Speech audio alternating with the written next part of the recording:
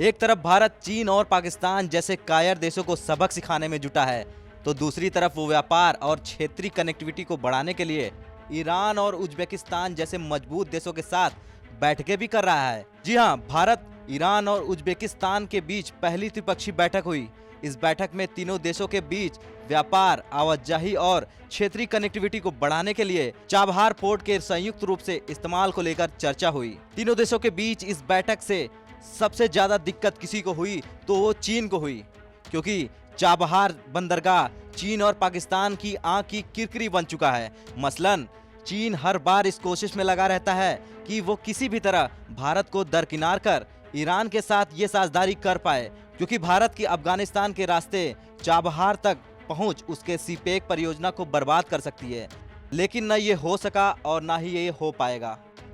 और तो और चीन ने भारत और ईरान के रिश्तों को तोड़ने के लिए जो शुरुआती कोशिश की थी, अब वो भी पूरी तरह से नाकाम हो चुकी है। भारतीय विदेश मंत्रालय की ओर से मिली जानकारी की माने तो भारत, ईरान और उज्बेकिस्तान के बीच ये पहली डिजिटल तरीके से बैठक आयोजित की गई। ये बैठक पिछले हफ्ते पीएम मोदी और उज्बेकिस्तान के राष्ट्रपति एस मिर्जियोयेव के बीच वार्ता के दौरान किए गए फैसलों के बाद हुई।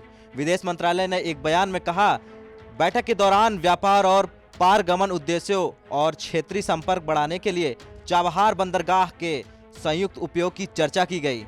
सभी पक्षों ने कोरोना महामारी के दौरान मानवीय सहायता पहुंचाने के लिए चाबहार बंदरगाह द्वारा निभाई गई उल्लेखनीय भूमिका पर भी गौर किया। बयान की माने तो सभी पक्षों ने जनवरी 2021 में भारत द्वारा आयोजित होने वाली अंतर्राष्ट्रीय समुद्री शिखर सम्मेलन से इतर चाबहार दिवस आयोजित करने के लिए भारतीय प्रस्ताव का स्वागत भी किया है।